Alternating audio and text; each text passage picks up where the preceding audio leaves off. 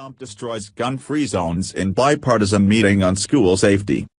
A bipartisan meeting took place on Capitol Hill Wednesday where the main topic of discussion was school safety, a hot-button issue in the wake of the recent school shooting in Parkland, Florida.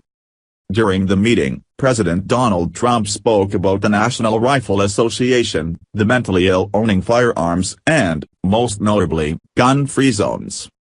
The president, who recently stated that select educators should be armed on school campuses, attacked the notion of gun-free zones and the liberal idea that removing guns from an area makes it safer. "You've got to have defense, too," he said during the bipartisan meeting.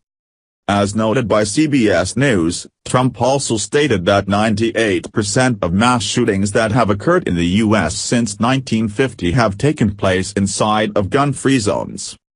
Trump's claim comes from a Crime Prevention Research Center study that used data from 1950 through July 10, 2016, showing that 98.4% of mass shootings have occurred in areas where guns are banned.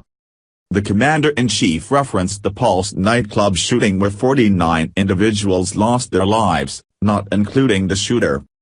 "As an example, you take Pulse nightclub," he remarked.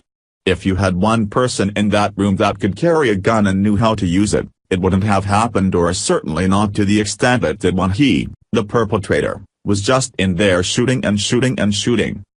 During his opening remarks, Trump also conceded that some people may disagree with his statements and stances, but that he understands that.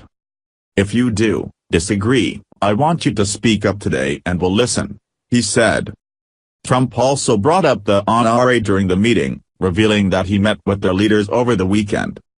"I'm the biggest fan of the Second Amendment, many of you are," Trump said. However, he did mention that both sides of the aisle must come together during this fragile moment and set aside political ideologies in order to work toward the common goal of protecting U.S. citizens from another mass shooting. "We've got to stop this nonsense, it's time," he added. He also touched on the volatile issue regarding the mentally ill's ability to purchase firearms, stating that another provision might have to be added in order to ensure that guns are taken from their possession immediately.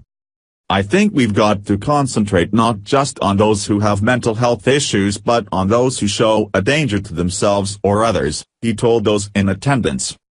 What do you think? Scroll down to comment below.